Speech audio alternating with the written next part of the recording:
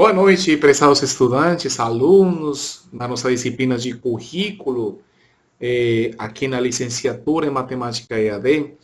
É para mim um prazer, a gente vai fazer a nossa última videoaula. Vocês já tiveram uma entrevista que a minha monitora me fez, uma videoaula sobre questões da educação e da subjetividade contemporânea, e hoje vamos fazer uma síntese das minhas respostas em relação com as questões que vocês levantaram, principalmente no fórum número 5, número 6 das semanas anteriores, tá bom? Então vamos começar com o número 5, tá bom, gente? Aí vocês podem ver aqui, eu estou mostrando na tela, Licionara, boa noite, Licionara, traz uma série de elementos que o Saviani vai colocar em relação com as questões da educação do currículo. E eu perguntei para a Licionara qual era seu posicionamento autoral em relação com o que tinha lido de Saviani. Então, aí eu queria colocar, então, certamente, aí a Licionara fala, nesse contexto, o capitalismo selvagem existia em sua forma mais pura.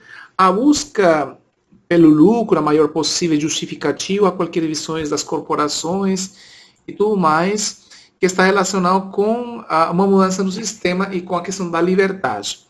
Licionário, você está certa. A questão é que o capitalismo selvagem que você menciona, ele vai tentar eliminar certamente e certas formas de capitalismo que foi desenvolvido aqui no Brasil e na América Latina.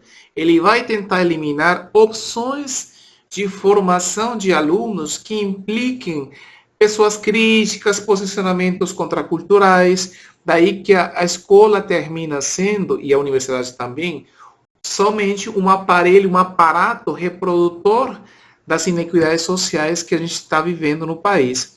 É por isso que nós não estamos tratando a questão do currículo só como uma questão de conteúdo, mas também com uma experiência política e de cidadania que os alunos têm que certamente vivenciar na sua escola, né? Aí a nossa colega Lucinalva vai colocar uma questão sobre a questão do currículo na concepção histórico-crítica e vai falar tal processo implica não perder de vista a noção do tudo, em especial a unidade conteúdo-forma, pois alterar o conteúdo que ensina nas escolas, avançando na socialização do saber sistematizado, perpassa pela alteração das formas de organização escolar importante, o que está colocando o Lucinalva, porque certamente o que está no centro da questão que está colocando o Saviani é justamente a opção de criar uma escola que não só esteja interessada na questão do conteúdo formal. Está falando de que as crianças têm que aprender os conteúdos, a gente tem que constituir formas pedagógicas, certamente, mas não esqueçam que o Saviani está colocando também uma questão relacionada com essas aprendizagens dos saberes culturais que usualmente na escola eles são permanentemente menospreciados. Então, o que está falando o Saviani? Está falando, gente, a gente não pode despreciar só por recuperar a questão dos saberes formais. A gente não pode parar de pensar que os saberes, por exemplo, da família, da comunidade escolar, eles são sumamente importantes e recuperar a questão da arte, por exemplo, do esporte, do trabalho no corpo, que são elementos fundamentais para uma formação que seja mais integral e não só uma escola que esteja interessada em trazer questões meramente formais, meramente cognitivas, academicistas. A gente está trabalhando com pessoas e isso implica certamente uma recuperação do que significaria não só formar técnicos para o mercado de trabalho, mas formar cidadãos para que eles possam enfrentar os desafios diferentes da vida, tá bom? Aqui a Licionara vai colocar uma questão importante. A gestão escolar é muito importante nos processos pedagógicos. Um bom gestor participativo, democrático, competente, faz tudo amor com a sociedade. A questão do gestor é completamente fundamental, Licionara. Você colocou uma questão importante. Usualmente, a gente tem a ideia de que o gestor seria só um gerente. Essa visão gerencialista que tanto entra na escola, ela tem um valor. E é que o gerencialismo, como como teoria da administração escolar, ele permite uma sistematização dos processos, só que qual foi a concepção que pegou? Pegou a concepção da fábrica e não a concepção da escola como um campo de subjetivação e de integração cultural e política. Eu acho que todo gestor, como tu falas, Lixiná, tem que se caracterizar por uma visão que integre a comunidade escolar, tem que integrar pais de família, a comunidade externa, as pessoas, por exemplo, que implicaria, por exemplo, os técnicos, o pessoal de limpeza, e que a comunidade estudantil consiga realmente trabalhar, articular processos entre os diferentes atores dessa comunidade como um todo. Aqui tem uma questão que do Cineide vai colocar, importantíssima, sobre quais são os conteúdos que a gente já colocou. Lembrem que são os conteúdos da semana número 5, 6 e 7, porque na 7 também tínhamos um vídeo.